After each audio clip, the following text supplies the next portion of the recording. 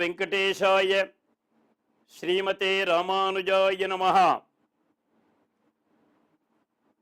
எம்பெருமான் கிருபையினாலும் பெரிய பெருமாள் பெரிய பிராட்டியார் எம்பெருமானார் கிருபையினாலே தொடர்ந்து நடந்து வருகின்றதான கம்பன் கண்ட வால்மீகி என்பதான ஒரு தொடரிலே நேற்றைய தினம் வரையிலேயும் சம்பாதி என்பவருக்கு இறக்கை முளைத்தது ராமநாமத்தினாலும், அதை போலவே ஜாம்பவான் ஹனுமத் வைபவங்களை எல்லாம் உரைக்க ஹனுமான் தன்னுடைய மிகப்பெரிய உருவத்தோடு கூட இங்கிருந்து இலங்கைக்கு சென்று சீதா பிராட்டியை காண்பதற்கு தகுதியானவர்.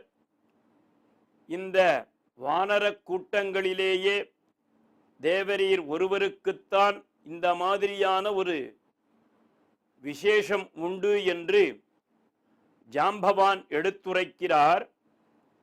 அதற்கும் முன்னதாக சம்பாதியானவர் மேலே உயரே பறந்து சென்று அங்கிருந்தபடியே சீதையை தன்னுடைய கண்களால் நோக்கி அசோகவனத்தின் அருகில் சீதை இருக்கிறாள் என்று சம்பாதி உரைப்பதாக செய்திகள் சொல்லப்பட, ஹனுமானின் விஸ்வரூபத்தோடு கூட இந்த கிஷ்கிந்தா காண்டம் என்பது பூர்த்தியாகிறது.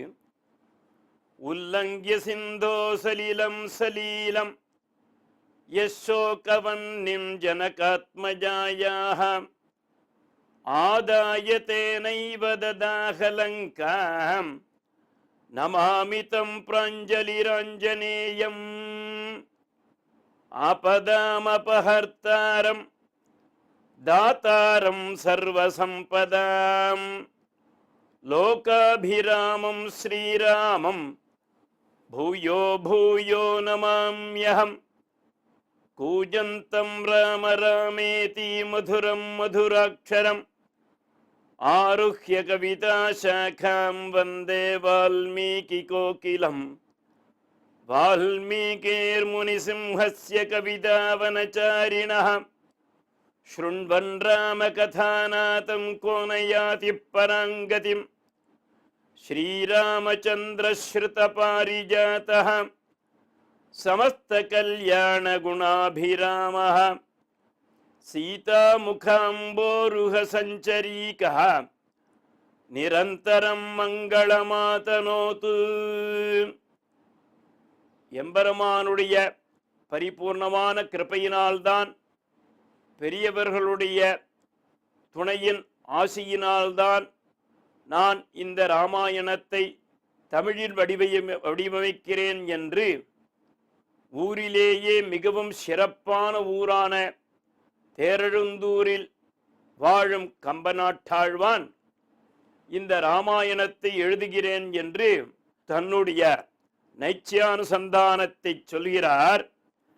அதை போலவே அந்த ஊரானது அணியார் வயல் சூழழுந்தூரே ஐம்பாலனையும் அழுந்தூரே அணியார் வீதி அழுந்தூரே அகிலின் புகையால் முகிலேக்கும் செல்வத்தணி அழுந்தூர் ஆலை புகையால் முகிலேக்கும் கழனி அழுந்தூர் அந்தணர்தம் ஆகுதியின் புகையார் செல்வத்து அணியழுந்தூர் என்று 3 அனலால் அங்கே முகில்களானது புகை மூட்டத்தோடு சென்று புகை அந்த முகில்களாக மாறி அங்கே எம்பெருமான் எல்லா காலத்திலும் மழை பொழிவதற்கு தேரெழுந்தூர் தான் முக்கியமான காரணமாக இருந்தது என்று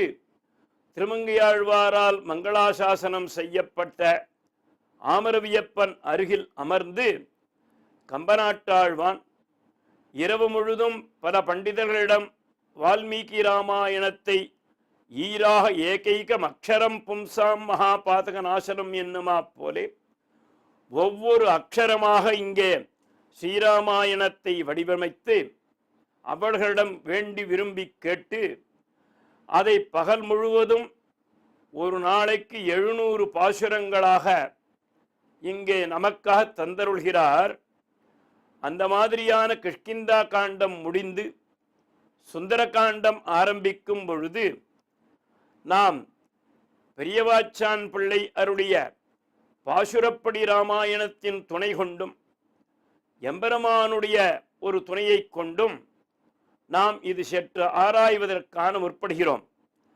சீராரும் திரளனுமன் மாகடலை கடந்தேறி மும்மதில் நீளலங்கை புக்கு கடிகாவில் வாராரும் முறைமடவாள் வைதேகிதனைக் கண்டு நின்னடியேன் விண்ணப்பம் கேட்டருளாய் அயோத்திதன்னில் ஓர் இடவகையில் எல்லியம்போது எனதிருக்க மல்லிகை மாமாலை கொண்டு அங்கே ஆர்த்ததுவும் கலக்கிய மாமனத்தினளாய் கைகே இவரம் வேண்ட மலக்கிய மாமனத்தினாய் மன்னவனும் மராதுழிய குலக்குமரா காடுரை போ என்று விடைகொடுப்ப இலக்குமணன் தன்னோடு அங்கு ஏகியதும் கங்கைதன்னில் கூரணிந்த வேல்வலவன் குகனோடு சீரணிந்த தோழமை கொண்டதுவும் சித்திரகூடத்திருப்ப பரத நம்பி பணிந்ததுவும்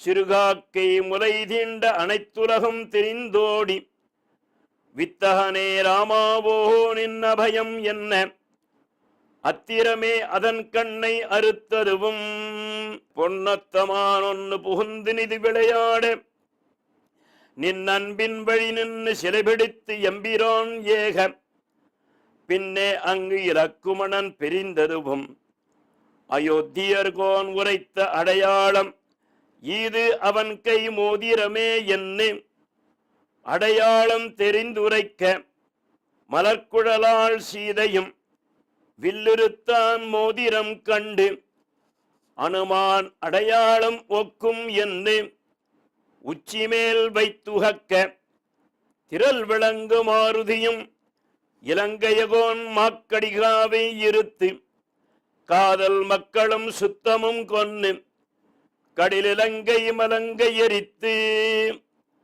அரக்கர்கோன் சினமழித்து மீண்டு அன்பினால் அயோத்தியர்கோன் தளிர்புரையும் அடியினை பணிய என்று சுந்தரகாண்டம் முழுவதும் என்ன சரித்திரம் நடைபெறுகிறதோ இவை அனைத்தையும் இங்கே பாசுரப்படியாக 4000 திவ்ய பிரபந்தத்திலிருந்து ஆழ்வார்கள் எந்த எந்த சொற்றொடர்களிலே ராமாயணத்தினுடைய அனுபவத்தை எடுத்து உரைத்திருக்கிறார்களோ அவற்றையெல்லாம் தொகுத்து ஒரே ஒரு பாசுரமாக இங்கே நமக்காக சென்றருளியிருக்கிறார் பெரியவாச்சான் பிள்ளை என்பர் சுவாமி. அவருடைய துணை கொண்டு இந்த சுந்தரகாண்டத்தை நாம் ஆராய முற்பட்டோமே ஆகில் நிச்சயமாக அவருடைய துணையும் இங்கே கம்பநாட்டாழ்வானுடைய துணையும் வால்மீகி பகவானுடைய ஒரு துணையும் இருந்தால்தான் இந்த ஹனுமான் துணை நமக்கு கிடைக்கும்னு சொல்றார். ஹனுமான் துணை கிடைத்தால்தான் சீதா ராமபிரானுடைய துணை கிடைக்கும். அப்பொழுதுதான் அத்துணைக்கும் நமக்கு நற்பேறு கிடைக்கும் என்பதாக பெரியோர்கள் கூறியிருக்க இங்கே சுந்தரகாண்டத்திலே சீதாமுதார சரிதாம் சிதசாம்ப விஷ்ணுவந்தியாம் திரிலோக ஜனனீம் சதகல்பவல்லீம் ஹேமைரநேகமணிராஜித கோட்டி பாகைः பூஷாச்சயைரணுதினம் சகிதம் நமாமி என்று வால்மீகி பகவானுக்கு சுந்தரகாண்டம் ஆரம்பிக்கும் பொழுது எப்படி சீதாராமன் சேவை சாதித்து இதை எழுது எழுது என்று சொன்னார்களோ அந்த ஸ்லோகத்தை இங்கே அருளிச் செய்கிறார். அதே மாதிரியாக அலங்கலில் தோன்றும் பொய்மை அருவியன பூதமைந்தும் விளங்கிய விகாரப் பாட்டின் வேறுபாடுற்ற வீக்கம் கலங்குவது எவரைக் கண்டால் அவரன்பர் கைவில் ஏந்தி இலங்கையில் புருதாரன்னே மறைகளுக்கு இறுதியாவார் என்று இங்கே ஒரு வேதாந்த விழுப்பொருளை நம்முடைய வேதமானது எப்படி அறுதியிட்டு சொன்னதோ, ஸ்ரீ ராமாயணம் எப்படி அறுதியிட்டு வேதாந்த விழுப்பொருள் யார் என்று இவர்கள் எல்லாம் பிரபஞ்சத்திற்கு முதன்மையாக காரணம் யார் என்றெல்லாம் குழம்பி நிற்க, தர்சய பஷ்யம் தர்சய என்று கருடாழ்வார் 2 கைகளையும் ஏந்தி அதன் மேல் எம்பெருமானுடைய திருவடியை வைத்துக் கொண்டு இங்கே நமக்கெல்லாம் ஏந்தி காட்டியது போலவே ஹனுமாரும் தன்னுடைய 2 கைகளிலேயும் இவர்தான் வேத முதல்வன் கண்டு தரிசியுங்கோள் என்று 2 கைகளிலே திருவடியை காட்டி நமக்கு காட்டி நின்றாராம். அந்த மாதிரியாக இவர்கள் ஏன் குழம்பி நின்றார்கள் என்று சொன்னாக்க, சாஸ்திரஜானம் பகு கிளேசம் புத்தேஷ் சலன காரணம்னு சொன்னான். ஒரு சாஸ்திரம் படிச்சு அதிலே நல்ல விதமாக தெளிந்த பிற்பாடு அடுத்த சாஸ்திரத்தை வாசிக்க ஆரம்பித்தால் மீதி எல்லாம் உபதம்சம் என்று சொல்லக்கூடியதான அந்த அன்னத்திற்கு எப்படி குழம்பு ரசம் கூட்டு பொரியல் என்பதான வகைகள் எல்லாம் உண்டோ, அப்படி பிரதானமாக அன்னமும் மற்றவையெல்லாம் உபதம்சம் என்று சொல்லக்கூடிய தொட்டுக்கொள்ளக்கூடிய வஸ்துவாகவும் இருந்தால் அது ருச்சியாக இருக்கும். இவர்கள் எல்லாவற்றையுமே அன்னம் போலவே கொண்டு அதுல இது இருக்கா இதுல இது இருக்கா அப்படின்னு பார்த்தாக்க ஒன்னாலையும் ஒரு விதமான வயரும் ரொம்பாமல் அந்த தட்டு முழுக்க அன்னம் தான் வேஸ்ட் ஆகும்.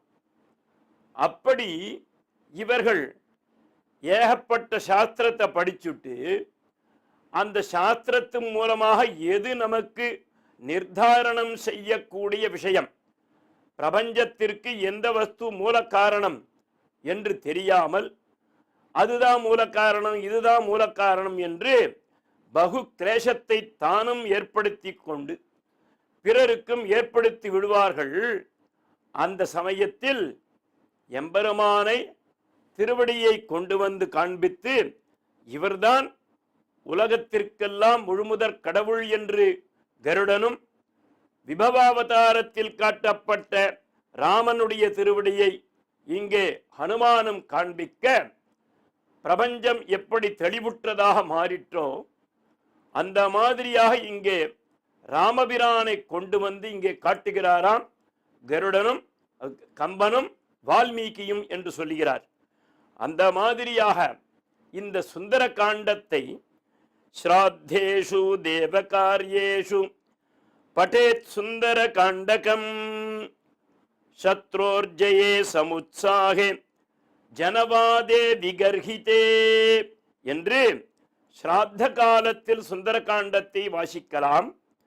தேவ காரியங்கள் எம்பெருமானுடைய பிரதிஷ்டை பிரம்மோற்சவம் அல்லது அனுதினமுமே கூட எம்பெருமான் சன்னதியில் உட்கார்ந்து ஸ்ரீராமாயணம் வாசிப்பது, அதிலும் முக்கியமாக இந்த சுந்தர காண்டத்தை வாசிப்பது என்பதெல்லாம் சத்ரோர் ஜெயம், எதிரிகள் நமக்கு என்பவர்கள் இருக்க மாட்டார்கள். முதல்ல அவ வந்து நம்மளை சண்டை போட வந்தாதானே, சண்டை போட வரவனையே நாம் சௌக்கியமா இருக்கியா கேட்டுட்டோம்னு சொன்னா அவன் நம்மண்ட சரண்டர் ஆயிடுவான். அந்த மாதிரியா சத்ரோர் ஜெயம் சமுத்சாகம், ஏதோ ஒரு மனது கொஞ்சம் கிளேசமா இருக்கே அப்படின்னு சொன்னாக்க இந்த சுந்தர காண்டத்துல ஏதோ ஒரு அத்தியாயத்தை எடுத்து நாம் அதை வாசித்தோமே ஆகில் அந்த சர்க்கம் முழுதும் வாசித்த பலனையும் கொடுக்கும், மனதில் புரோத்சாகம் கிடைக்கும்னு சொல்றார். ஜனவாதே, அபவாதங்களை கிளப்பி விட்டுருவா. சில பேரை பார்த்தோம்னு சொன்னாக்க ஏதோ ஒரு புறாவை பிடிச்சவன் என்ன பண்ணுவான்னு சொன்னா அவன் பேர்ல ஏதோ ஒரு தூஷணையை கிளப்பி விட்டுடுறது. அவன் அங்க திருடினான், அவன் இங்க எப்படி பண்ணினான், அவன் எப்படி இருந்தான்னு தெரியுமா, இப்படி எல்லாம் வந்து கிளப்பி விடுறது. இந்த மாதிரியான ஜனவாதங்களிலிருந்து நாம் தப்பிப்பதற்காக இந்த மாதிரியான சுந்தர காண்டத்தை அனுதினமும் வாசிக்கலாம்னு சொன்னார். இதை தவிர ஐஸ்வர்யம், நல்ல விதமான தனங்கள் நமக்கு கிடைக்க வேண்டும், நல்ல விதமாக கிடைக்க வேண்டும், கல்வி கேள்விகளில் உயர வேண்டும், உத்தியோக பிராப்தி, நல்ல விதமான வேலை கிடைப்பது, வேலைக்கு தகுந்ததான சம்பளம் கிடைப்பது, அது ஒரு பெரிய விஷயம். வேலை கிடைச்சி விடுறது, 3 மாசம் ஆச்சு சம்பளமே வரல சுவாமிம்பா. இந்த மாதிரி இருக்காமல் அப்பப்போ அந்த வேர்வை ஆறுவதற்குள்ளாக கூலி கொடுக்க வேண்டும்னு ஒரு சட்டம் உண்டு. அந்த மாதிரியாக வியாபாரத்தில் முன்னேற்றம் காண்பதற்கு சிறைவாசம் போன்ற பய நிவாரணத்திற்காகவும் இழந்த பொருளை மீண்டும் பெறுவதற்காகவும், இதுதான் முக்கியமான வஸ்து. இந்த இடத்துல ஏதோ ஒரு நமக்குன்னு ஒரு வஸ்து ஒன்று எடுத்து வச்சிருந்திருப்போம், அது என்னைக்கோ வந்தா எங்கேயோ ஒன்று வச்சுட்டு வந்துடுவோம், இல்லைனாக்க யாரோ வந்து எடுத்துன்னு போடுவான். இந்த மாதிரி இழந்த பொருளை நாம் பெறுவதற்காகவும், இது பொருள் மட்டுமல்ல, எத்தனையோ வஸ்துக்கள் அதுக்குள்ளே இருக்கிறது. கிரக தோஷ நிவாரணத்திற்காக எத்தனையோ கிரகங்கள் உச்சத்தில் இருக்கு, நீச்சத்தில் இருக்கு, அப்படி இப்படி சொல்றா இல்லையா. இவாளுக்கு இந்த சுந்தரகாண்டத்தை பாராயணம் செய்பவர்களுக்கு இந்த கிரகங்கள் அணுகவே அணுகாதுன்னு பேர். துஷ்ட கிரக விநாசாய ஹனுமந்தம் உபாஸ்மகேன்னு சொல்வார்.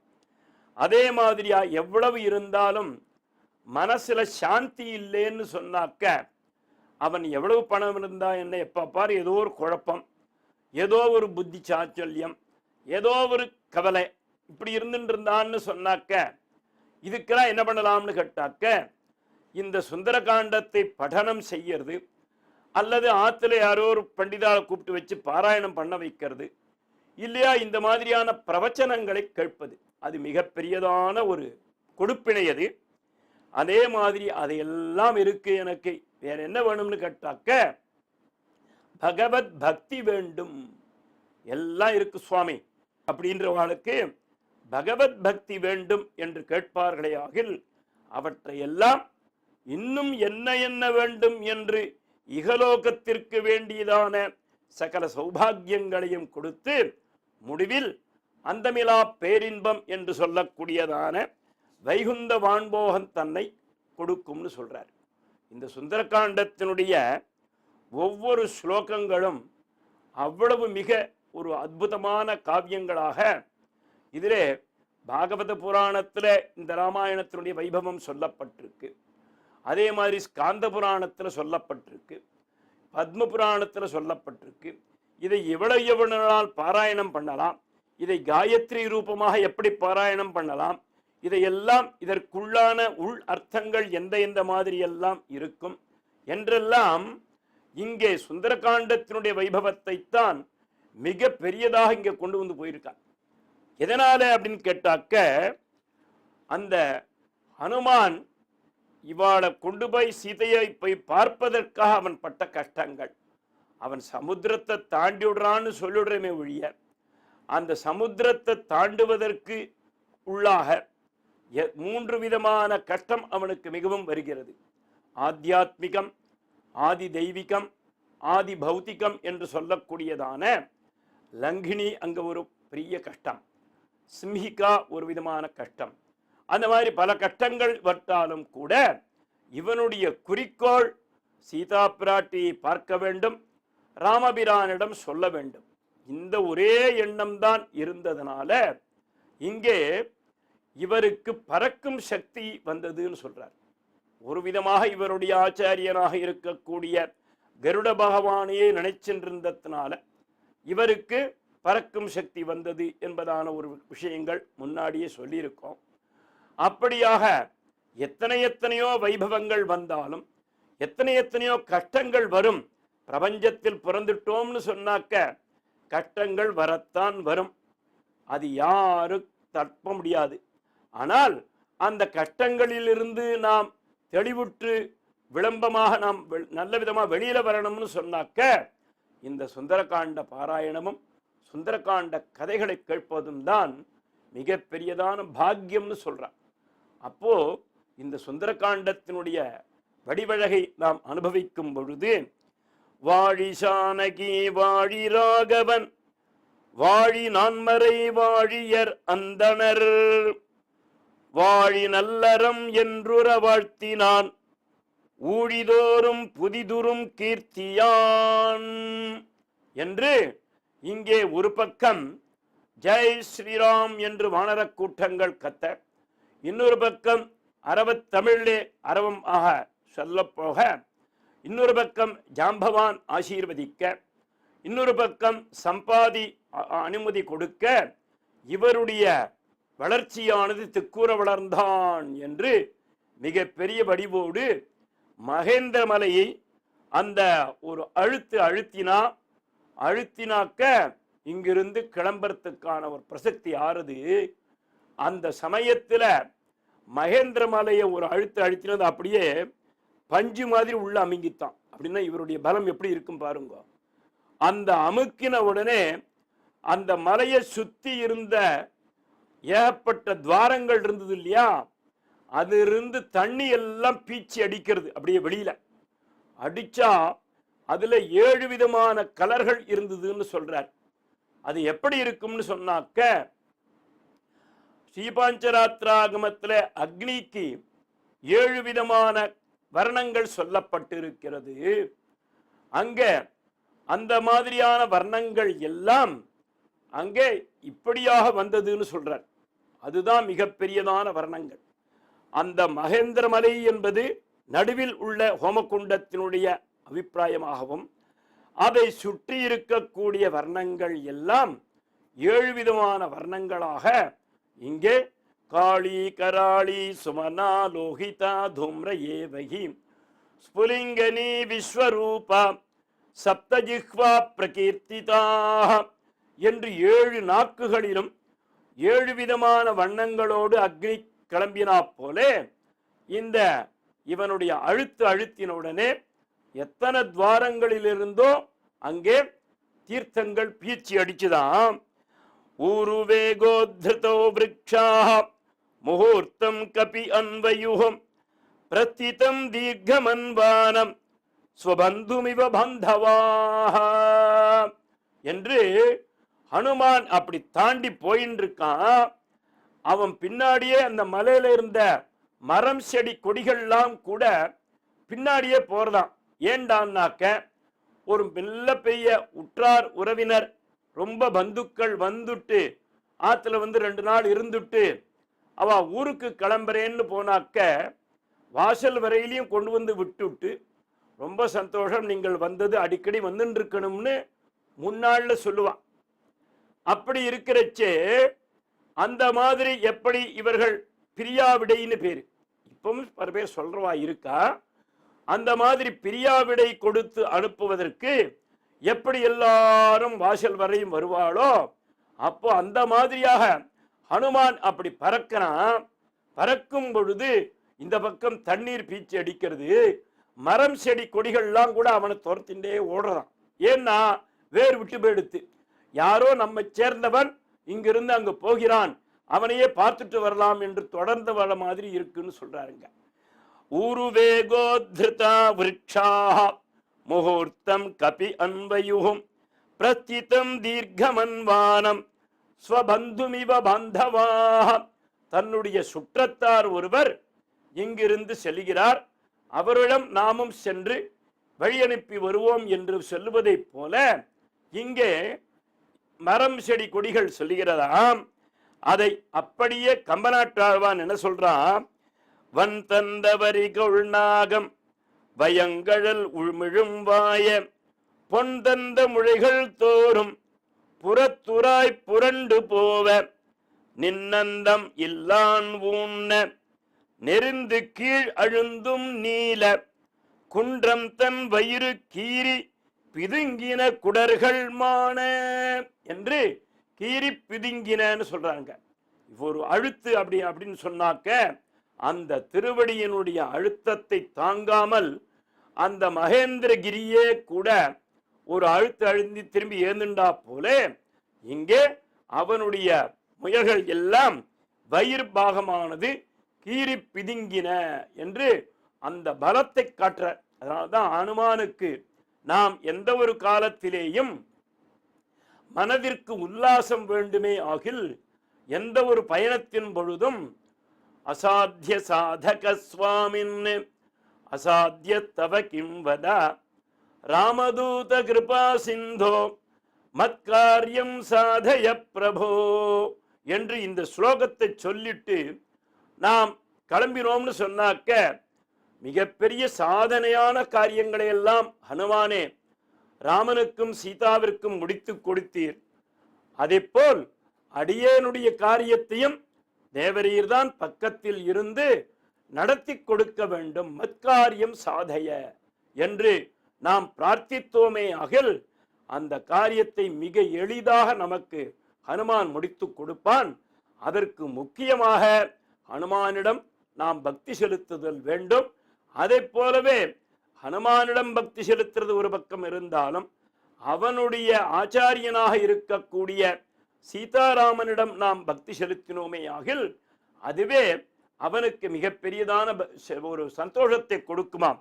எத்ர எத்ர ரகுநாத கீர்த்தனம் தத்ர தத்ர திருதமஸ்த காஞ்சலிம் என்று அங்கே எங்கு எங்கு ராமனுடைய நாமம் சொல்லுகிறார்களோ அங்கே செல்வன் இவன். அதனாலதான் இவனுக்கு சொல்லின் செல்வன் என்று பெயர் ஏற்பட்டதாக சொல்வார்கள். கியாத ஸ்ரீ ராமதூதா என்றெல்லாம் அவருடைய தியான ஸ்லோகத்தில் சொல்றச்சே ஸ்ரீ ராமதூதம் சிரசா நமாமின்னு சொல்லிட்டாலே போருமா. எந்த ஒரு அசாத்தியமான காரியத்தை கூட நமக்கு அவன் செய்து கொடுப்பான்னு சொல்றார். அப்போ இந்த மாதிரி நேர லங்கைக்கு போறான். லங்கைக்கு போனதும் அங்கே லங்கினி என்பதான ஒரு ராட்சசி வாசல்ல காவல் காத்து நிற்கிறா. அவளையும் ஒரு சம்ஹாரம் பண்ணிட்டு நேரடியாக அந்த லங்காபுரியையே ஒரு சுத்தி வராம். ராமனுக்கு எப்படி நாம் பதில் சொல்ல போறோம், எப்படி நாம் பார்க்க போறோம்னு தெரியல. 10 சர்க்கங்கள் ஓடிவிடுறது. அதற்குள்ள அவனுடைய பட்டணங்களும் அதுவும் இதுவும் தான் தெரிகிறதே ஒழிய சீதை இருக்கும் இடமானது இவனுக்கு தெரியவில்லை. என்ன பண்ணலாம்னு சுத்தி வரச்சே ராமநாமத்தை ஜபிக்கிறானாம். அவனுக்கு சீதா பிராட்டியானவள் எங்கிருந்தோ தரிசனம் கொடுக்கிற மாதிரி தெரிகிறது. அப்போ அதில் எப்படி சேவித்தார், அவருக்கும் சீதைக்கும் ஹனுமானுக்கும் நடந்ததான வாக்குவாதங்கள் என்ன என்பதான விஷயத்தை மேன்மேலும் அனுபவிக்கலாம். ஓம் நமோ வெங்கடேஷாய. ஸ்ரீமதே ராமானுஜாய நமஹ.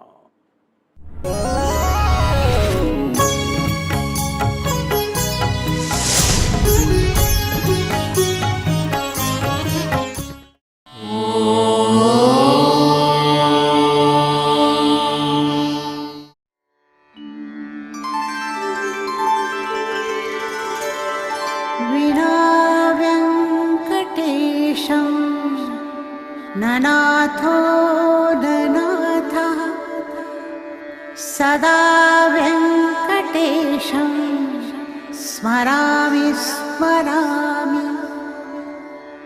हरे वेङ्कटेश प्रसीद प्रसीद. प्रियं वेङ्कटेश प्रयच्छ